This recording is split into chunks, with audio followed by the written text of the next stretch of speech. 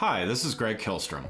Welcome to Season 3 of the Agile World, where we discuss customer and employee experience, organizational and workforce transformation, and how business can adapt and continually improve in an agile age.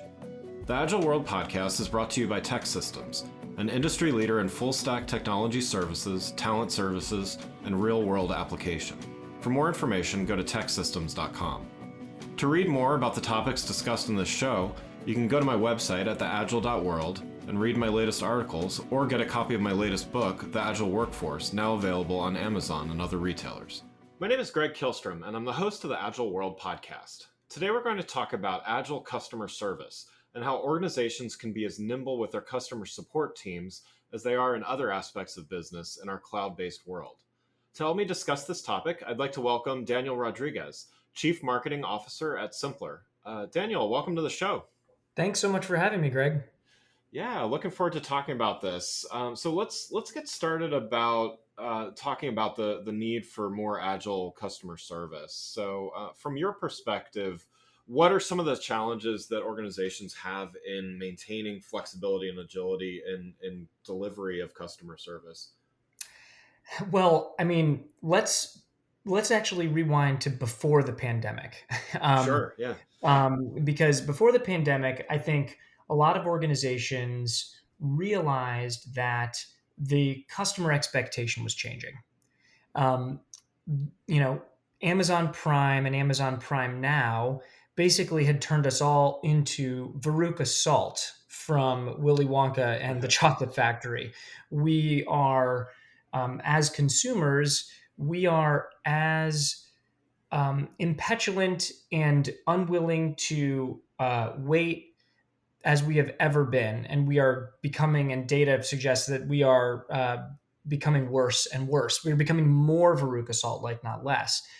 Um, so this was already pressuring companies into providing a customer service level of support that was stretching them, because the traditional fixed resource model, even if you're using an outsourcer that is allowing you to do some form of forecasting, it was just really hard. It was really hard to do things like staffing chat to the level that you need in order to staff chat to make it worthwhile. You got to get back to people within 30 seconds, and you got to do it around the clock.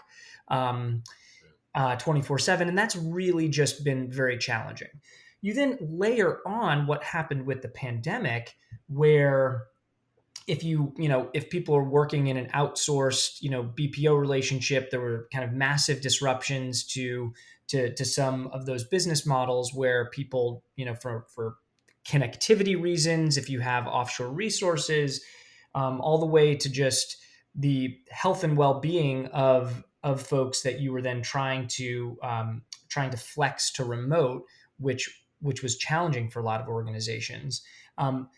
It created a bit of this perfect storm where the customer expectation has accelerated to a point that it was already kind of breaking the model, and then the pandemic came along, and I think in many ways, was the wave that kind of crashed onto the shores for a lot of people and said, we really need to rethink the way that we are doing our customer service, because the customer experience that we're providing is going to leave us as a brand behind.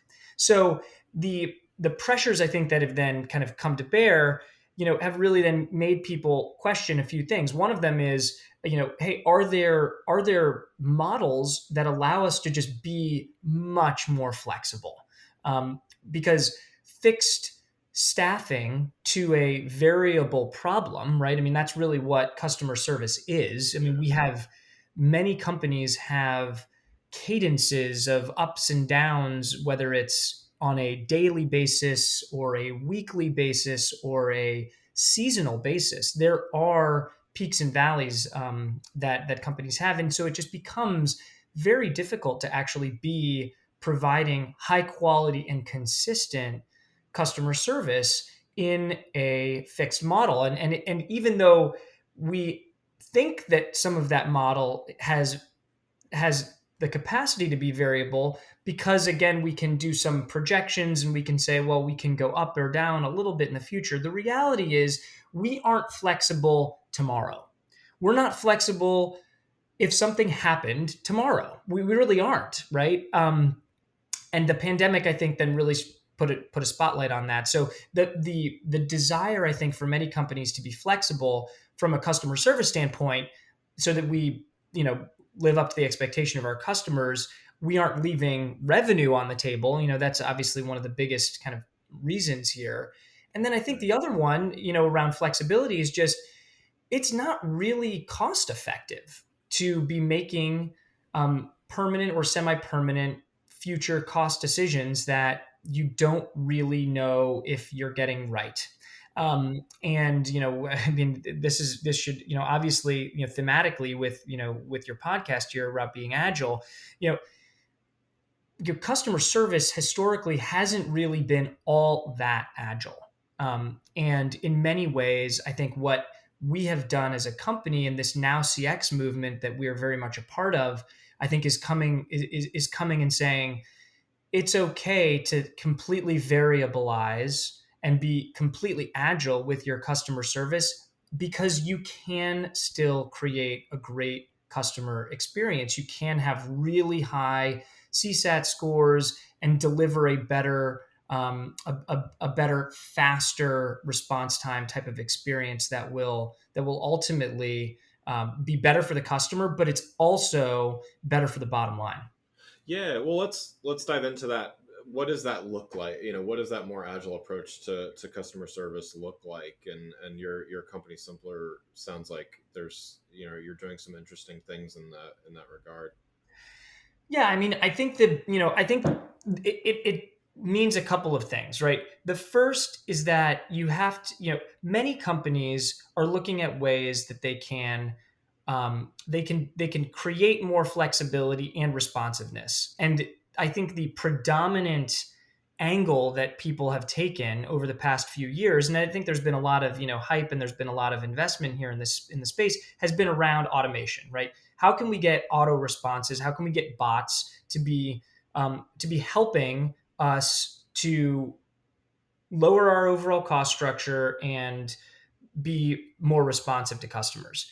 And the promise of what automation was helping to bring from a, I think, cost mitigation and also providing just a general amount of agility. I think the promise has not yet fully been delivered for a lot of organizations. I think we've spoken to enough people to feel really strongly that it looks like there should be, and it depends on your business. It depends on some of the types of customer inquiries you're getting. We work with a lot of e-commerce retail companies, so we have a lot of strong use cases in the in that space, in the quick serve restaurant space. But you can get some auto response happening for, call it, 10 to 20% of your overall inquiries, and that really does create, I think, some strong advantages. But if you're trying to lean on automation to be your primary answer to how do we become more agile, you're going to really end up not just disappointing your customers. I think you're going to piss them off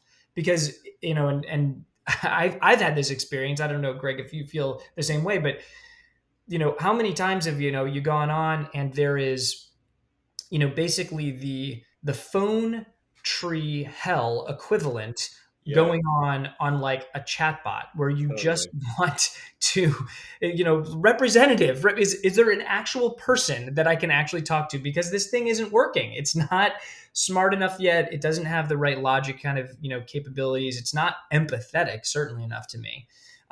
So I think there's a strong desire for people to say, okay, well, then what else can we do?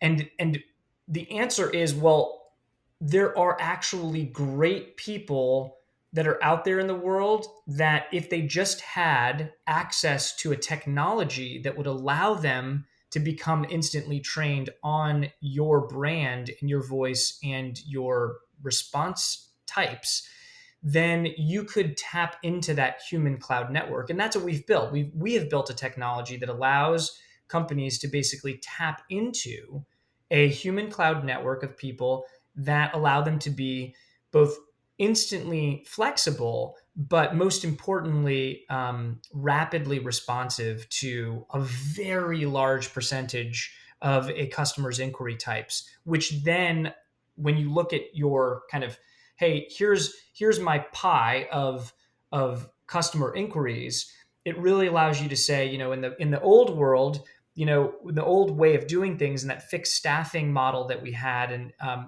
we were we were having to commit a certain percentage of our spend for a certain percentage of our overall volume. And we were getting it somewhat right sometimes, and there was inefficiency there. And we're saying now in the new model, you're probably doing about 10 to 20% automation. You're probably doing another, call it 60 to 70% of of your inquiries could be tapping into the human cloud network.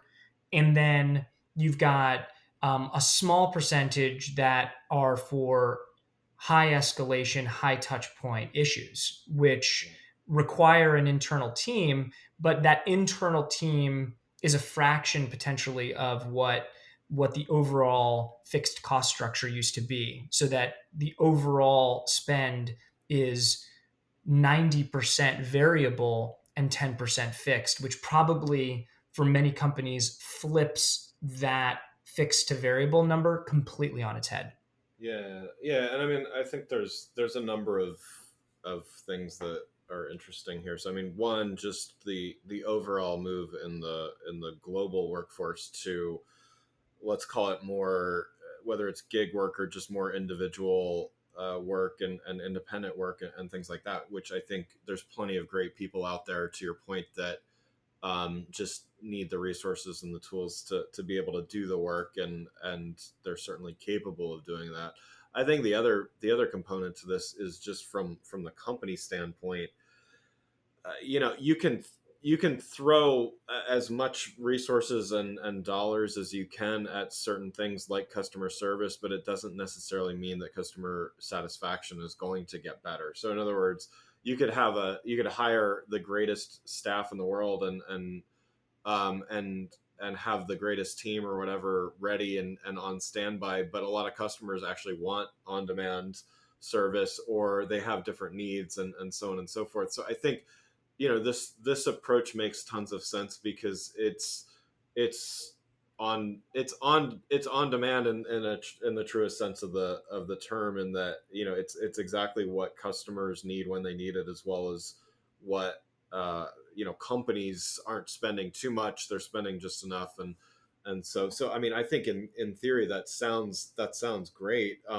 In practice, what are some of the KPIs that you're held to, and that companies should be thinking of when, in terms of this? I mean, I'm sure customer satisfaction or NPS are in there, but what are some of the things that you're measured by? Yeah, I mean, everybody's looking at CSAT, Yeah. and we are certainly looking at that as a KPI, and having SLAs around that. Um, we oftentimes we oftentimes are expected. We want people to expect us to have KPIs and service level agreements actually on those KPIs around first response time and time to resolution. FRT is great and all, but if you don't end up really able to be helpful to somebody, you kind of trick yourself into thinking that Yeah. you've solved the problem that you just started to solve, Yeah. right? Yeah. I think FRT is a great metric for bot companies to go around and tell people, yeah, you should just be, lowering FRT. But then you look at your actual time to resolution, and it's like days, because the bot wasn't able to actually be helpful. And then they told you, well, we'll get back to you when we've, pushed this message via chat into the email queue, and the internal team Right. is just swamped with emails, right? I mean, that's kind of a practical implication of kind of what happens there. We really love to see people and help people communicate the repeat purchase rate metric. I think it's a really powerful metric because if you are able to, if you're able to show internal, internally, you're able to show to your, whether it's the CMO, whether it's to the CEO, that by staffing chat 24/7 on some of your product pages, some of your pre-purchase pages, not just on the support part of your website.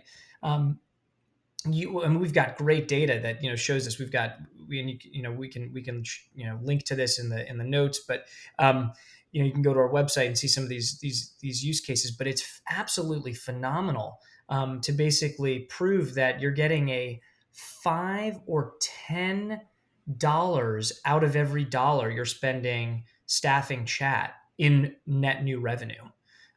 Huge lift.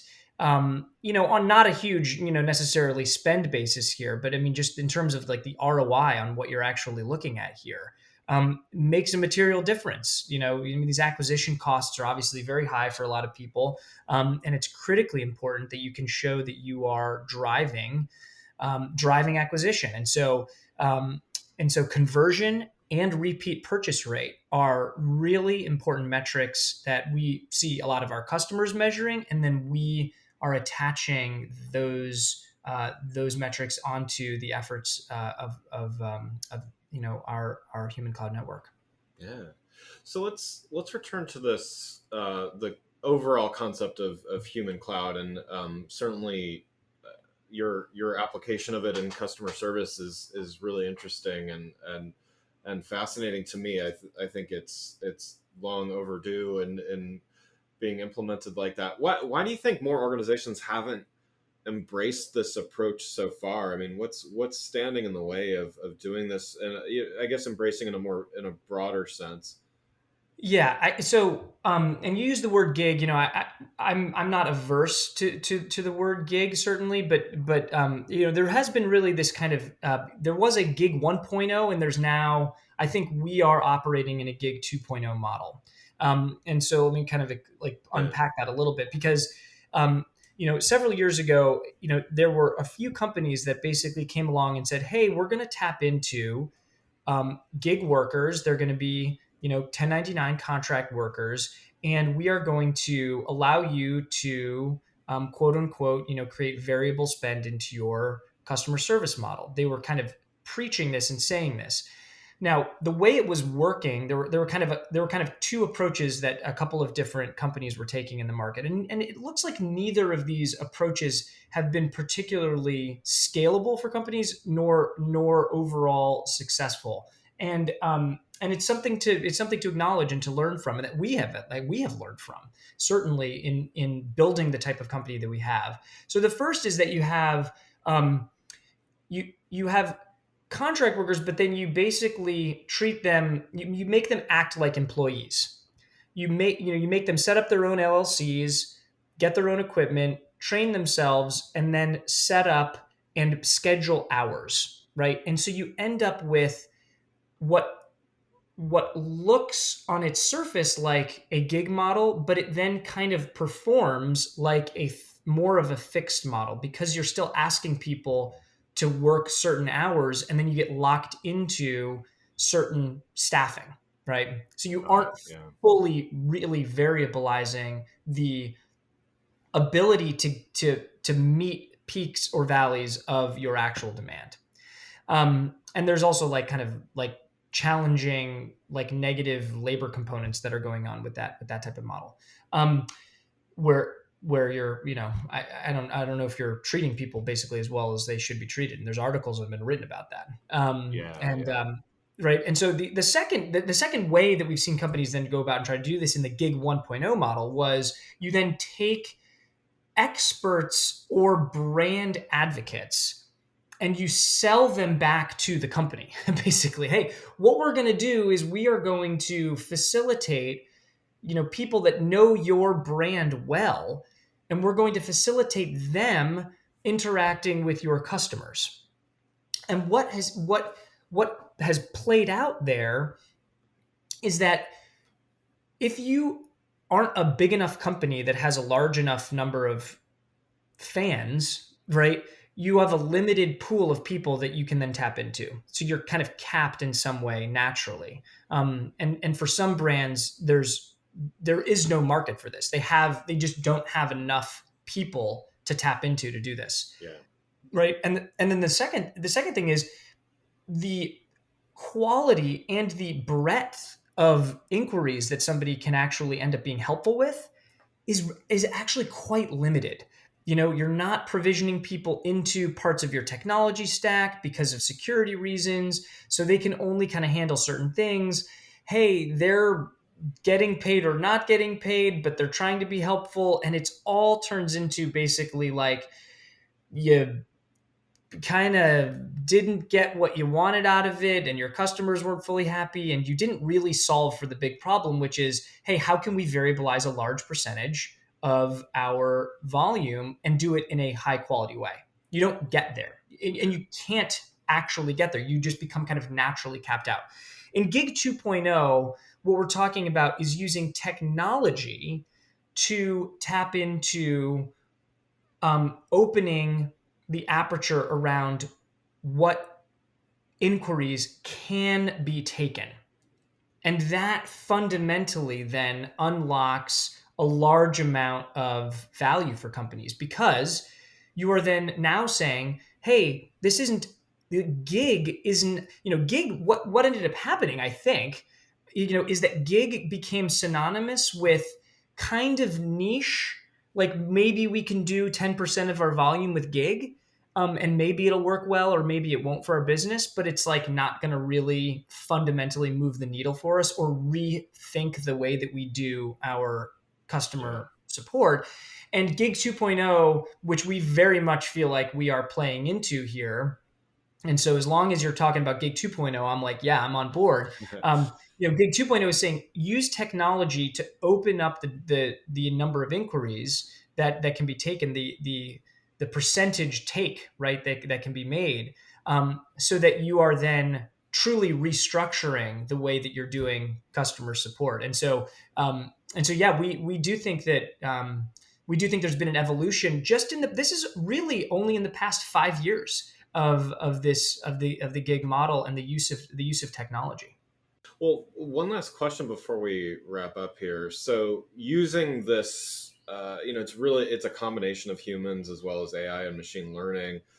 Simpler's been doing this for a little while here. What's your perspective on just how this interaction works? I mean, there's a lot of people talking about the machines are going to replace us, and I for one am not. I don't subscribe to that. Although I certainly parts of people's roles are going to be replaced by automation and so on and so forth. I think there's a lot of opportunity, but what? How do you think that humans and AI can work better together? I mean, do you think some of the things that you're doing are kind of proving that model? And just what's your general thoughts there? We're writing a book right now, and as part of writing this book, I interviewed an author, Matthew Coatney, who wrote a book about the gig economy, and he was, it's about AI and the gig economy, and he was basically saying, you look across broad swaths of the labor pool, and what technology is doing is basically empowering workers to be able to work on their time. Yeah. And this was, in no way in the book was he even ever specifically talking about customer service. But when I then interviewed him and talked about it, he was like, "Oh, I totally understand how this is applicable to customer service because what we are basically doing is saying technology, the AI here, right? The AI is specifically being used to allow somebody to train up in a moment to be able to respond well to a customer service inquiry. And a lot of brands, a lot of people that we then talk to, they're immediately skeptical of that. And I understand why, because that has never happened before. There hasn't been technology before that basically allows somebody to know how to answer their tickets. It normally has to be this, training process that people go through, and that they have to get trained up on the internal systems. And this hasn't existed before, but this is now where things are, where people can not only use AI to then get smart so that they can become a useful brand advocate for a company, but that technology generally, right? Because this isn't the AI part, this is the connectivity part, right? This is using APIs to tap into systems. That the technology is actually allowing people to then be wherever they want to be, right? So, and we are then facilitating that so that, if it's a military spouse who's located on the other side of the world, they are actually able to flip open their laptop and start taking tickets for a variety of different brands right there by accessing the Simplr platform, and get paid for it right there, right? Resolving customers' inquiries, because it's all about resolution. It's not just about first response. So that's what I think is kind of happening, with our business and the way it's disrupting the customer service space. But it's happening broadly within the economy, where people are able to work jobs, and it's increasingly white collar, by the way, types of jobs where you're taking a role, and it is facilitated by technology. So to the extent that technology is going to be replacing people, I think that the promise of bots is a bit maybe overhyped. Are there some percentage, I would say low double digits percentage of volume that companies should be looking to automate, and therefore are those, are machines taking people's jobs in those situations? Yes. Yeah, I believe that. Will that become 80% for most companies over the next 5 years? No. No, I fundamentally do not believe that.